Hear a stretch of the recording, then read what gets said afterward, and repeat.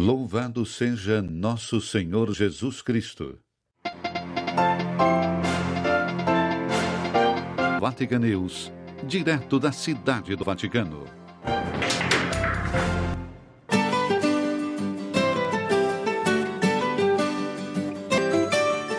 Alô, amigos de todo o Brasil e demais países lusófonos, está no ar o programa em língua portuguesa da Rádio Vaticano Vatican News desta terça-feira, 6 de maio. Traremos para você que está sintonizado conosco as últimas notícias sobre as atividades do Papa, da Santa Sé e da Igreja no mundo. Nos estúdios, Raimundo Lima. A assessoria técnica de hoje é de Alberto Giovanetti. E vamos ao pensamento bíblico que escolhemos para você. Sede misericordiosos como vosso Pai é misericordioso. Do Evangelho segundo São Lucas, capítulo 6, versículo 36. E vamos aos destaques do nosso programa de hoje.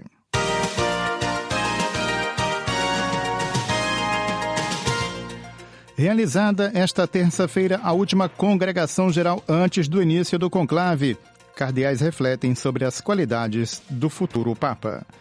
Apelo dos cardeais: construir sem demora uma paz justa e duradoura na Ucrânia, no Oriente Médio e em tantas partes do mundo em conflito. Conclave: o juramento de funcionários e assistentes ontem, segunda-feira. Ainda sobre o conclave, como se elege um Papa. E ainda o nome do pontífice, a certidão de nascimento do novo Papa. Essas e outras notícias a partir de agora.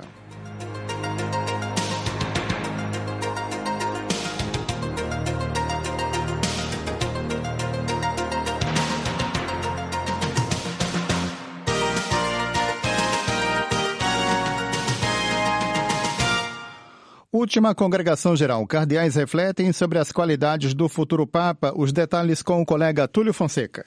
Um dia antes da abertura oficial do conclave, na manhã desta terça-feira, 6 de maio, foi realizada a 12ª e última congregação geral dos cardeais. Ao todo, participaram 173 membros do Colégio Cardinalício, sendo 130 com direito a voto, conforme informou Matteo Bruni, diretor da Sala de Imprensa da Santa Sé.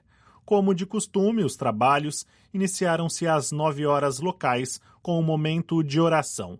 Em seguida, foram proferidas 26 intervenções, nas quais se abordou uma ampla variedade de temas que dizem respeito diretamente aos desafios contemporâneos da Igreja e o perfil desejado para o próximo sucessor de Pedro. Entre os assuntos tratados, destacou-se a necessidade de dar continuidade às reformas iniciadas pelo Papa Francisco.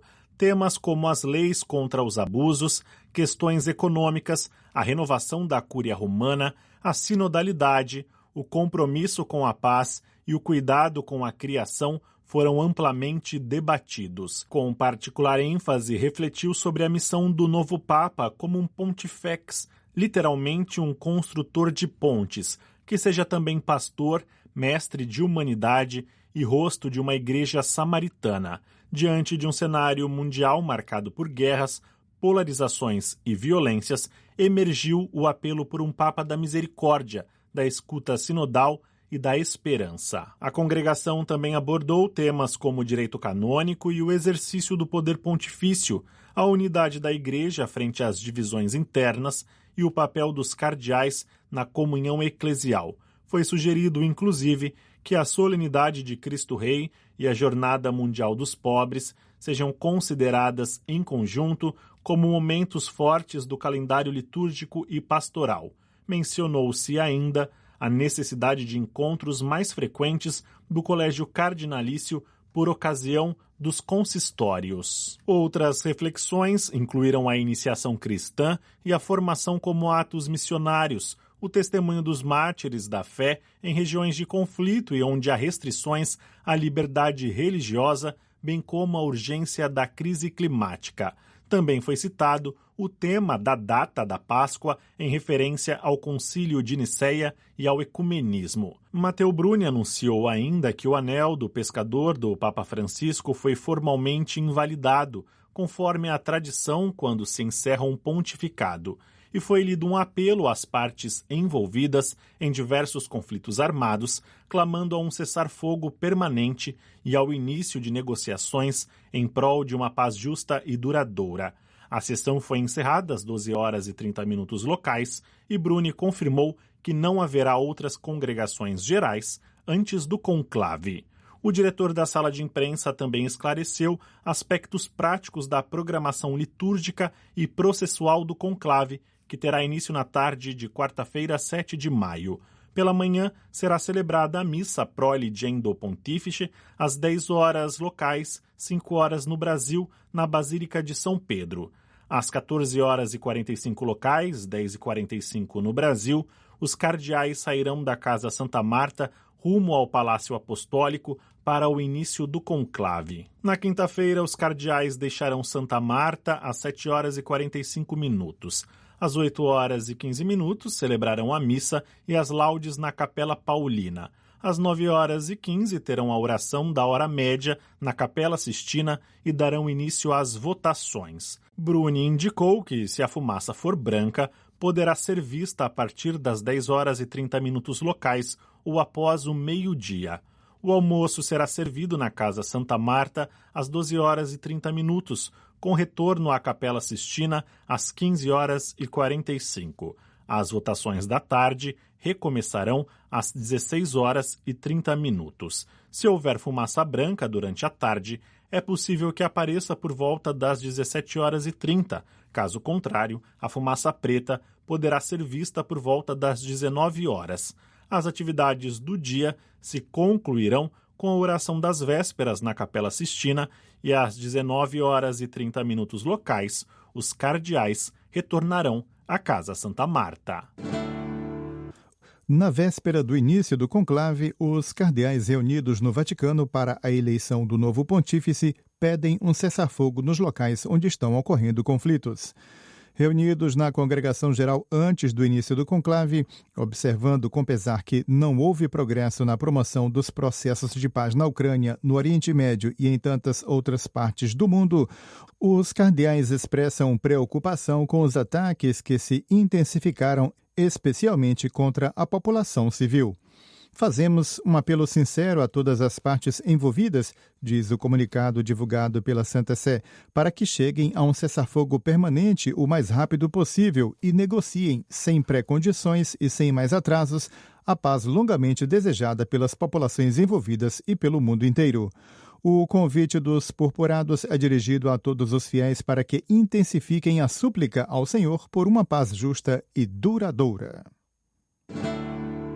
Prometo e juro observar o segredo absoluto com quem quer que seja que não faça parte do Colégio de Cardeais Eleitores, e isso perpetuamente, a menos que receba uma faculdade especial dada expressamente pelo novo pontífice eleito ou por seus sucessores, em relação a tudo o que diz respeito direta ou indiretamente à votação e aos escrutínios para a eleição do sumo pontífice. Essa a fórmula. Absoluto segredo também no futuro sobre o que se realiza na cidade do Vaticano durante o conclave e, em particular, sobre o que tem relação com as operações ligadas à eleição do Papa, respeito à proibição de instrumentos de gravação de áudio e vídeo, sob pena de excomunhão lata sententia reservada à Sé Apostólica. Esse é o conteúdo do juramento feito esta segunda-feira, 5 de maio, que ocorreu na Capela Paulina, conforme exigido pela Universi Dominiti Gredis. A Constituição Apostólica promulgada pelo Papa João Paulo II em 22 de fevereiro de 1996. O juramento foi feito por todos aqueles que desempenharão funções no próximo conclave, tanto eclesiásticos quanto leigos, aprovados pelo cardeal Camerlengo e pelos 3 cardeais assistentes. Além do secretário do Colégio Cardinalício e do mestre das celebrações litúrgicas pontifícias, Dom Diego Ravelli, estavam presentes 7 cerimoniários pontifícios. O eclesiástico escolhido pelo cardeal que preside o conclave para ajudá-lo em sua função, 2 religiosos agostinianos encarregados da sacristia pontifícia, os religiosos de vários idiomas para confissões, os médicos médicos e enfermeiras, os ascensoristas do Palácio Apostólico, o pessoal encarregado do refeitório e dos serviços de limpeza, o pessoal da floricultura e dos serviços técnicos, as pessoas encarregadas do transporte dos eleitores da Casa Santa Marta para o Palácio Apostólico, o coronel e um major da Guarda Suíça Pontifícia, encarregados da vigilância perto da Capela Sistina, o diretor dos serviços de segurança e da proteção civil do Estado da Cidade do Vaticano com alguns de seus colaboradores. Depois de serem instruídos sobre o significado do juramento, todos eles pronunciaram e assinaram pessoalmente a fórmula prescrita diante do cardeal Kevin Joseph Farrell, camerlengo da Santa Igreja Romana, e de 2 protonotários apostólicos de números participantes como testemunhas. Desde o voto dos cardeais eleitores até a contagem das cédulas que são queimadas em um fogão de ferro fundido de 1939, todos os detalhes do que acontece na Capela Sistina. Eligo in summum pontificem. Os 133 cardeais eleitores convocados para escolher o 267º Romano Pontífice terão em suas mãos uma cédula retangular com essa escrita na metade superior e o local para escrever o nome do eleito na metade inferior, e feita de tal forma que possa ser dobrada em 2. Tudo isso está meticulosamente descrito na Constituição Apostólica Universi Dominiti Gregis. A distribuição das cédulas. Preparadas e distribuídas as cédulas pelos cerimoniários, pelo menos 2 ou 3 para cada cardeal eleitor, o último cardeal diácono sorteia, entre todos os cardeais eleitores, 3 escrutinadores, 3 encarregados de coletar os votos dos enfermos, infirmari, e 3 revisores. Se nesse sorteio forem sorteados os nomes dos cardeais eleitores que, devido à enfermidade ou outro motivo, não puderem desempenhar essas funções, os nomes de outros cardeais serão sorteados em seu lugar. Essa é a fase de pré-escrutínio. Antes que os eleitores comecem a escrever, o secretário do Colégio de Cardeais, o mestre das celebrações litúrgicas pontifícias e os cerimoniários devem deixar a Capela Sistina. Depois, o último cardeal diácono fecha a porta, abrindo-a e fechando-a quantas vezes forem necessárias, como quando os infirmari saem para coletar os votos dos enfermos e retornam à capela. A votação. Cada cardeal eleitor, em ordem de precedência, depois de ter escrito e dobrado a cédula, segurando-a elevada de modo que fique visível, leva-a ao altar, onde ficam os escrutinadores e sobre o qual é colocado um recipiente coberto com um prato para recolher as cédulas. Chamo como minha testemunha Cristo Senhor, que me julgará, que meu voto é dado àquele que, segundo Deus, considero que deva ser eleito. Essa é a fórmula que cada cardeal dirá em voz alta. Em seguida, ele coloca a cédula no prato e, com isso, a introduz no recipiente. Ao término, ele se curva diante do altar e retorna ao seu assento. Os cardeais eleitores presentes na Capela Sistina, que não podem ir ao altar por estarem enfermos, têm a ajuda do último dos escrutinadores que se aproxima deles. Depois de pronunciar o juramento, eles entregam a cédula dobrada ao escrutinador, que a leva bem visivelmente ao altar e, sem pronunciar o juramento, a coloca no prato e, com isso, a introduz no recipiente. Como votam os cardeais enfermos? Se houver cardeais eleitores enfermos em seus quartos, os 3 infirmarii vão até lá com um número apropriado de cédulas em uma pequena bandeja e uma caixa entregue pelos escrutinadores e aberta publicamente por eles, para que os outros eleitores possam ver que está vazia, e depois fechada com uma chave colocada no altar. Essa caixa tem uma abertura na parte superior pela qual uma cédula dobrada pode ser inserida. Os enfermos votam da mesma forma que os outros cardeais e, em seguida, os infirmari levam a caixa de volta à Capela Sistina, que é aberta pelos escrutinadores depois que os cardeais presentes depositam seu voto. Os escrutinadores contam as cédulas na caixa e, depois de verificar que seu número corresponde ao dos enfermos, colocam-nas uma a uma no prato e, com isso, introduzem todas juntas no recipiente. O escrutínio. Após todos os eleitores terem colocado suas cédulas na urna, o primeiro escrutinador sacode a urna várias vezes para embaralhar as cédulas e, imediatamente depois, o último escrutinador procede à contagem das cédulas, retirando-as visivelmente uma a uma da urna e colocando-as em outro recipiente vazio. Se o número de cédulas não corresponder ao número de eleitores, todas elas deverão ser queimadas e uma segunda votação deverá ser realizada imediatamente. Se, ao invés, corresponder ao número de eleitores, segue-se a contagem. Os 3 escrutinadores sentam-se em uma mesa em frente ao altar. O primeiro pega uma cédula, abre-a, observa o nome do eleito e a passa para o segundo, que, depois de verificar o nome do eleito, a passa para o terceiro, que a lê em voz alta, para que todos os eleitores presentes possam marcar o voto em uma folha reservada para isso, e anota o nome lido. Se, durante a apuração, os escrutinadores encontrarem 2 cédulas dobradas de modo que pareçam ter sido preenchidas por um único eleitor, se elas tiverem o mesmo nome, serão contadas como um único voto. Se, ao invés, tiverem 2 nomes diferentes, nenhum dos votos será válido, mas, em nenhum dos casos, a votação será anulada. Quando a contagem das cédulas termina, os escrutinadores somam os votos obtidos pelos vários nomes e os anotam em uma folha de papel separada. O último dos escrutinadores, na medida em que lê as cédulas, perfura-as com uma agulha no ponto em que a palavra eligo está localizada e as insere em uma linha, para que possam ser preservadas com mais segurança. Quando a leitura dos nomes é concluída, as pontas da linha são amarradas com um nó e as cédulas são colocadas em um recipiente ou em um dos lados da mesa. A este ponto, os votos são contados e, depois de conferidos, as cédulas são queimadas em um fogão de ferro fundido usado pela primeira vez durante o conclave de 1939. Um segundo fogão, de 2005, conectado, é usado para os produtos químicos que devem dar a cor preta, no caso de não eleição, e branca, no caso de eleição. O quórum necessário. São necessários pelo menos 2/3 dos votos para eleger o Romano Pontífice. No caso específico do conclave, que começará na quarta-feira, 7 de maio, serão necessários 89 votos para eleger o Papa, sendo que o número de cardeais eleitores é 133. Independentemente de o Papa ser eleito ou não, os revisores devem verificar as cédulas e as anotações feitas pelos escrutinadores para garantir que eles tenham cumprido sua tarefa com exatidão e fidelidade. Imediatamente após a revisão, antes que os cardeais eleitores deixem a Capela Sistina, todas as cédulas são queimadas pelos escrutinadores, com a ajuda do secretário do colégio e dos cerimoniários, chamados nesse meio tempo pelo último cardeal diácono.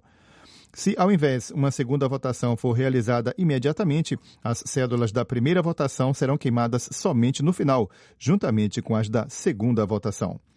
Votações. As votações são feitas todos os dias, 2 vezes pela manhã e 2 vezes à tarde, e se os cardeais eleitores tiverem dificuldade em chegar a um acordo sobre a pessoa a ser eleita, após 3 dias sem resultado, as votações são suspensas por no máximo um dia, para uma pausa de oração, discussão livre entre os eleitores e uma breve exortação espiritual, feita pelo primeiro cardeal da Ordem dos Diáconos. A votação é então retomada. Depois de 7 escrutínios, se a eleição não tiver ocorrido, há outra pausa para oração, conversação e exortação, feita pelo cardeal primeiro da Ordem dos Presbíteros.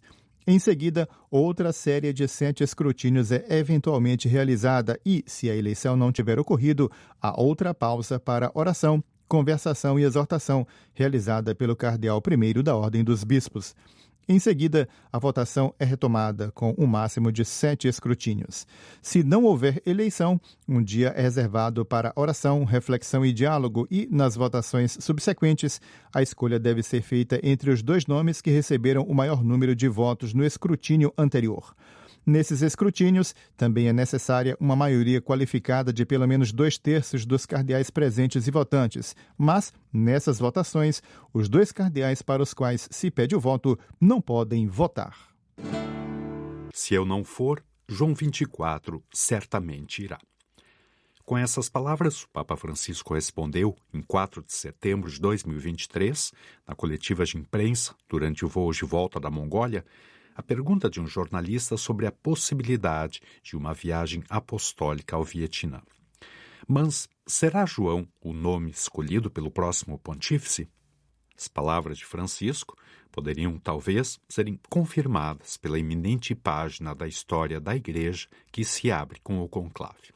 Mas não é possível afirmar isso antes da eleição. Trata-se de uma decisão pessoal que será tomada pelo novo sucessor de Pedro. A eleição do Papa tem seu caminho principal no conclave. 2 perguntas, após uma votação válida, precedem a vestimenta do novo bispo de Roma pela primeira vez com as vestes papais. Você aceita sua eleição canônica como sumo pontífice? Como quer ser chamado? Se a eleição for aceita, a multidão de fiéis ouvirá então o protodiácono pronunciar essas palavras em latim que ressoarão por todo o mundo. Annuncio vobis gaudium magnum habemus papam eminentissimum ac reverendissimum dominum nomen imposuit. Essas palavras normalmente são pronunciadas da sacada central da Basílica de São Pedro. O nome do novo Papa continua sendo a primeira palavra gravada na mente, não apenas dos cristãos. Na fórmula do anúncio, conhecido pela expressão habemus papam, a pronúncia da palavra nomen, um dos elementos essenciais que distingue a identidade de uma pessoa, é um momento crucial que antecede um nascimento, a escolha de uma nova identidade. É o momento em que a multidão, chamada para São Pedro pela fumaça branca, está prestes a conhecer o nome escolhido pelo novo Papa. O nome pontifício é pronunciado tradicionalmente em um dos 2 casos da gramática latina, genitivo ou acusativo, mas no passado também no nominativo, e é eventualmente seguido por um adjetivo número ordinal. Se, por exemplo, o novo Papa optar por se chamar Franciscus como seu antecessor, nesse caso, o nome do 267º pontífice será o de Papa Francisco II. A tradição de mudar o nome após a eleição para o trono pontifício tornou-se um costume ao longo dos séculos. Está ligada às origens da história da Igreja. Pedro é o nome do primeiro Papa. Tu és Pedro, e sobre esta pedra edificarei a minha igreja, disse Jesus a um dos apóstolos, que na realidade se chamava Simão. O nome de batismo, substituído pelo nome pontifício, quase como para assinalar um segundo nascimento, ao qual o bispo de Roma é chamado após a eleição. Entre os nomes mais utilizados pelos pontífices após a eleição estão os de Pio, Gregório, João, Bento, Inocêncio, Leão e Clemente. A lista dos nomes dos pontífices não inclui, entre outros, os de José, Tiago, André e Lucas. Nenhum pontífice até agora escolheu chamar-se Pedro como o primeiro pontífice. O nome pontifício está ligado, em muitos casos, aos dos santos e apóstolos. Paulo VI, por exemplo, motivou essa escolha com as seguintes palavras. Paulo, disse o Papa Montini, durante sua homilia em 30 de junho de 1963, é o apóstolo que amou a Cristo supremamente, que desejou e se esforçou supremamente para levar o Evangelho de Cristo a todos os homens, que ofereceu sua vida por amor a Cristo. O pontificado é uma cadeia, uma sucessão de nomes. Quis chamar-me Bento XVI, disse o Papa Joseph Ratzinger na audiência geral de 27 de abril de 2005, para me relacionar idealmente com o venerado pontífice Bento XV, que guiou a Igreja num período atormentado devido ao primeiro conflito mundial. O nome Bento recorda também a extraordinária figura do grande patriarca do monaquismo ocidental, São Bento de Núrcia. Já o Papa Bergoglio escolheu um nome nunca usado por um dos seus predecessores. No encontro com os representantes dos meios de comunicação, em 16 de março de 2013, o Papa Francisco explicou sua própria escolha com essas palavras. E così è venuto il nome nel mio cuore, Francesco d'Assisi.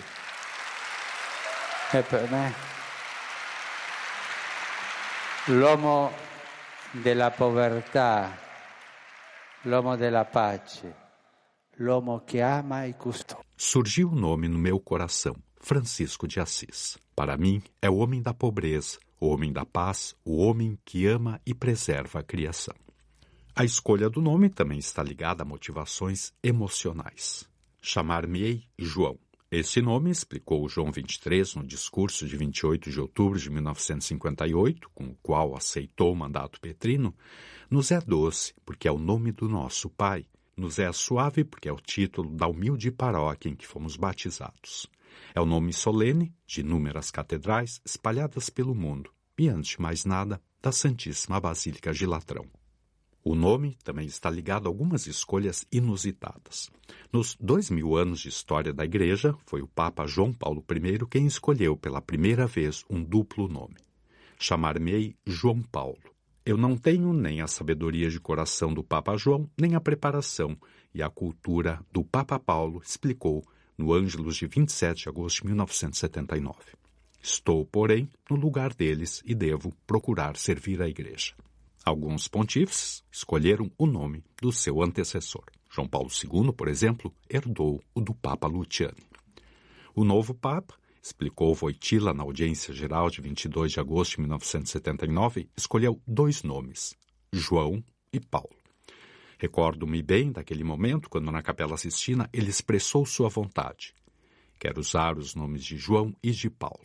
Essa decisão tinha uma eloquência convincente. Pessoalmente, pareceu-me decisão carismática. O pontífice, como recordado na Constituição Dogmática sobre a Igreja, Lumen Gentium, é o princípio e fundamento perpétuo e visível da unidade dos bispos e da multidão dos fiéis. Mesmo pelo nome do Papa, pode-se ler e perceber a universalidade da Igreja espalhada por toda a terra e unida ao sucessor de Pedro. O nome do novo pontífice, unido ao seu magistério, será uma bússola que guiará o caminho do povo de Deus nesse momento complexo da história. Agradecendo ao colega Jackson Erpen que nos trouxe a última reportagem, chegamos assim, amigo ouvinte, ao final do nosso programa de hoje. Como sempre, agradecendo pelo carinho da sintonia, prometemos estar de volta amanhã neste mesmo horário, se Deus quiser. Você, como sempre, o nosso forte abraço e até lá.